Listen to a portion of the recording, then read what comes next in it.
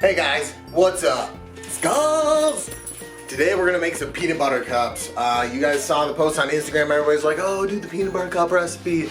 So today we're gonna do the peanut butter cups, super easy. All the ingredients are cheap. You don't have to really cook anything, you just gotta mix it up. But I'll show you guys, walk you through how to make those today.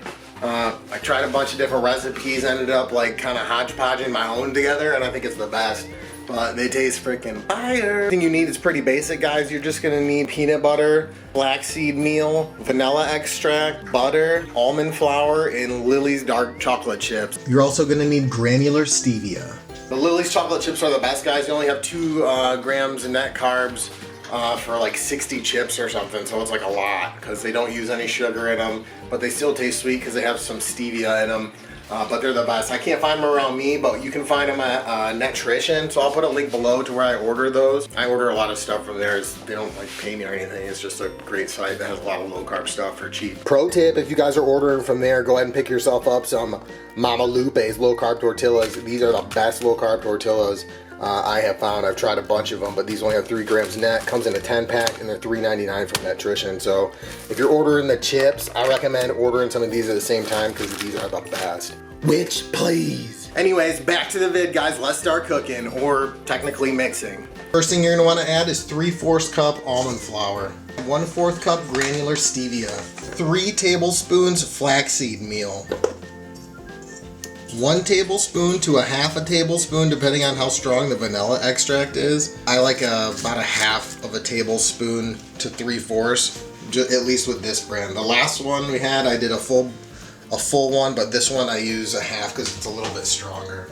Next up, you're gonna wanna add a 1/2 cup of peanut butter. This one that I found locally only has 4 grams net carbs, 2 tablespoons. So usually if you look at the recipes, you can find which ones are gonna be the lowest carb for you. I like butter! Next, we're gonna take 4 tablespoons of butter and melt it in the microwave. Once the butter's melted in the microwave, go ahead and add it. Sizzle! Then we're just gonna mix it all together. If you guys don't have a mixer, don't worry about it, but it definitely makes life easier. So we're gonna go ahead and mix this up.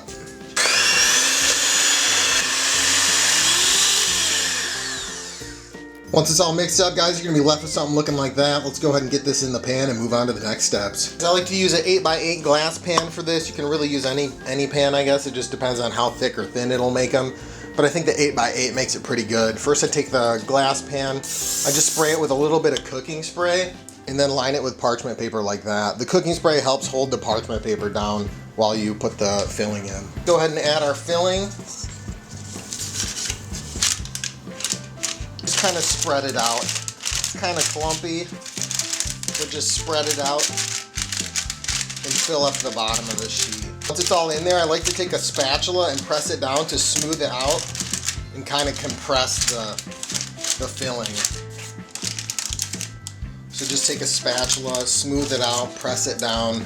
So after that, you guys can see you end up with something kind of like that. It's all leveled out and pressed.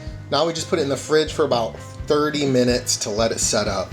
You're gonna wanna add a 1/2 cup of the Lily's chocolate chips to a microwave safe container. And then we're gonna microwave them for about 30 seconds at 50% power. This is like the most critical part of the whole recipe, I guess. If you cook the chocolate chips too hot or too long, they'll turn chunky and like pasty. So you have to do it at like little bursts and then constantly stir it, and then it will turn out creamy and smooth. So there we go, guys. You can see that's our first 30 seconds. Start to mix it up. You can see some of them are starting to get a little melty, but we'll just put it back in there and keep going. Now that everything's melted and our peanut butter has been in the fridge for a while, now we'll just go ahead and put that chocolate right on top, and then just spread it around with your spatula, which, please, it doesn't have to be perfect, guys. Once it's all coated and spread out evenly, guys, let's put it back in the fridge for like another 30 minutes and let the chocolate harden up. What do you got there? You got your toy? You got your toy? Oh, I'm gonna get your toy. Oh, I'm gonna get the toy. Oh, the toy. Oh. We actually rescued her on St. Patty's Day, guys. We went and adopted her from the Humane Society, so she's a rescue dog, but she's super sweet. She's still learning to get used to Audie and wharf, but she's getting there. She'll get there eventually. And she loves the toys. As you can see, she likes to collect all the toys up and be like, look at all my toys. Look at all my toys, guys. Look at all my toys, guys. Hey, guys. Look at all my toys over here. Look at these American flag bandanas that just came in, guys. I just got them for Murder the Mitten. Can't have enough America bandanas. Skulls definitely gets one. Look at the cuteness. Scully, hey, oh Scully, oh yeah. Oh, do you like your new bandana? Do you like your new bandana? Oh, yes, you do. Sit. Oh, yes, you're such a good girl. Yes, you're such a good girl. Are you just so hyped up?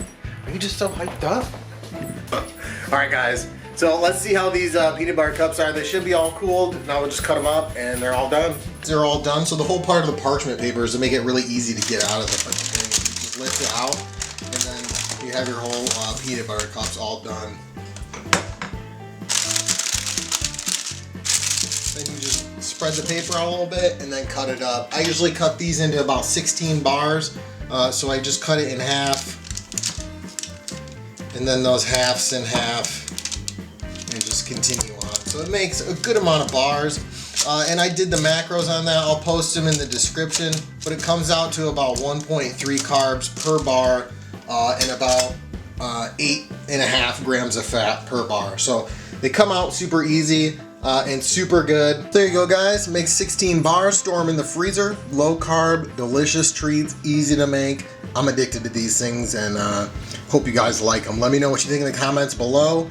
This is my own recipe, so if you guys like it, go ahead and feel free to share it, like the vid, pass it on, and make sure you subscribe because I'm always going to come out with some more vids.